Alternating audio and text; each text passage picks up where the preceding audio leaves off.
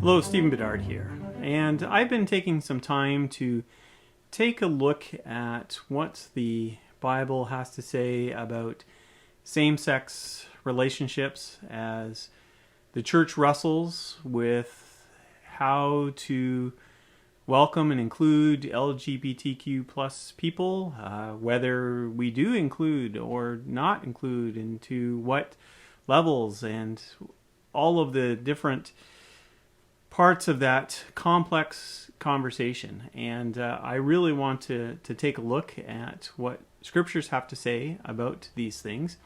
And last time we took a look at the story of Sodom, and we saw that I don't think that the story of Sodom really gives us much information about how the church should be looking at same-sex relationships. I don't think it's that relevant.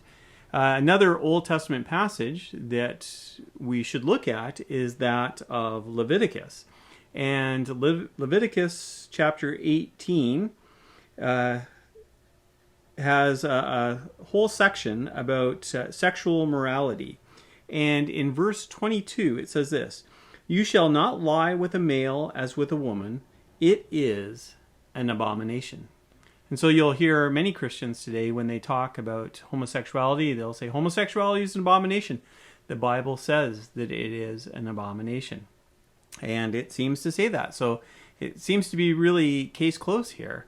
If Leviticus 18:22 says you shall not lie with a male as with a woman, it is an abomination, then there's not much more that needs to be said. However, when we read this passage, we actually find it's a little bit more complicated. So yes, it does say some pretty strong words there. In fact, it goes on to talk about bestiality. It says in the very next verse, "You shall not have sexual relations with any animal and defile yourself with it, nor shall any woman give herself to an animal to have sexual relationships with it. It is perversion." And so it seems to be lumping same-sex relationships, same-sex sexual activity in with bestiality, sex with animals. And so that's pretty harsh condemnation. And a lot of Christians would look at that and say that's pretty clear as to what God has to say about that. Where things get a little bit more complicated is that we do not take this whole section as being equally serious. And so there's one of the warnings here is in verse 18. It says, "You shall not take a woman as a rival to her sister, uncovering her nakedness while her sister is still alive." So it's saying just as bad as those other things are, is if you've had sex with a woman, then to move on, if that relationship breaks up, that you go on and have sex with her sister. That's really bad. That's a bad thing. And we might think that that's a bad thing, but most Christians today would not label that or lump that in with bestiality. We wouldn't say, okay, we're talking about things on the same level here.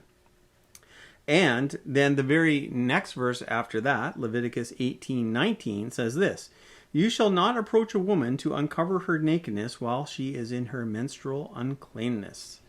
And so the Bible is saying here fairly clearly that men should not have sex with women, including, we're talking about wives here, but it's probably talking sex in general, and what sexual morality looked like in that culture is a little bit murky. It seems actually there was a little bit of flexibility that men could have sex outside of marriage as long as they weren't having sex with a married woman. Now, I'm not saying the Bible promotes that or teaches that, but I think that might be a part of the assumed sexual mores of that culture, including in the Hebrew culture, that kind of thing was assumed. Again, I'm not saying that the Bible endorses it or approves it, but I think oftentimes it is being assumed that that kind of thing is happening. The women, of course, did not have that same freedom,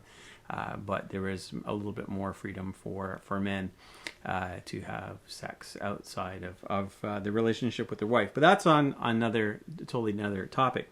So here it's saying that a man and a man cannot have sex with a woman while she is menstruating. That is really, really bad. It is actually in the same context, the same section that is talking about relationships, a male laying with a male.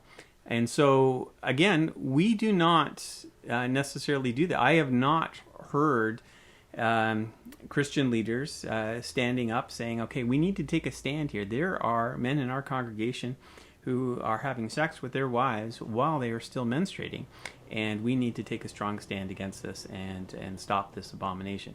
That doesn't happen. We don't ask, we don't tell, we don't care. It's just a non-issue for us. So we have to just kind of keep that in our minds. The other thing is, when we look at the list of rules that are found in Leviticus, there are so many things and rules that are found within the Torah in general, the Pentateuch, the Law of Moses.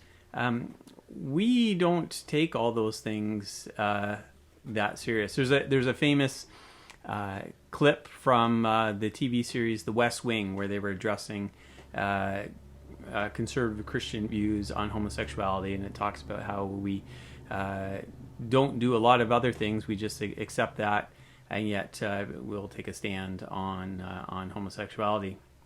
And I think perhaps that clip is claiming a little bit more than it's really able to. But there is a point there that we don't take it all that serious as to having clothing that is made of two different materials. I have no idea if this shirt is made of two different materials. I don't really care. It's not really an issue. I realize that the Old Testament does say something about that, but that's not really a part of my concern. And there's a lot of things there that Old Testament believers would have taken very seriously that we do not worry about. I often will work at some point between Friday sundown and Saturday sundown. And you might think, well, that's not that big of a deal, but that was the death penalty. That's actually the same penalty that was given in a couple of chapters later here in Leviticus for same-sex relationships, interestingly. It was the death penalty for breaking the Sabbath, but we don't worry about that, nor do I worry that I enjoy back bacon. Back bacon is delicious. I love it. But it's part of pork, and the Bible clearly says not to eat pork. And this all comes down to the complex discussion again. This is a whole nother one about how we as Gentile Christians, how we relate to laws that are found in the Old Testament. Who were those laws given to?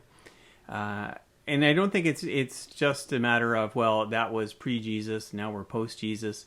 That's part of the story, but there's also the fact that those things, many of those laws were given to the Hebrews, to the Israelites, and even the Gentiles who lived among them were not necessarily expected to follow all those laws. In fact, there was a much smaller list of laws that were applied and expected of Gentiles. And so for those of us who are Gentile Christians, what role does the Old Testament law have? If Leviticus says, don't do this, does that mean that is speaking to us? It's not even just a matter of, is that law still in force now that Jesus has come into the world, but was that ever even speaking to us? Now, am I saying now, therefore, God is giving wholehearted endorsement of all same-sex relationships? No, that's not what I'm saying here at all. I'm just saying that to look at a verse in Leviticus that says a male should not lay with a male is not as clear-cut to say, well, therefore, all same-sex relationships are an abomination, throughout time for all people. It's not as easy as that. And if we are going to say that that verse says that, and therefore that's enough, then we need to go through the rest of Leviticus, and we need to get our act together and start following the rest of those rules, and not say that, well, homosexuality, same-sex relationships, that's the thing that I'm really concerned about, so we're going to take that literally. But those other things, that's not really on my radar. I'm not really worried about that, so we're just going to let that stuff slide. We're going to have to choose one way or another. So that's why I don't think Leviticus is all that helpful in the church's discussion about how to, or if we welcome and include people from the LGBTQ community. Those are my thoughts. I would love to hear what you have to say. Thank you for watching this video, and please visit me at stephenjbedard.com. Thank you, and God bless.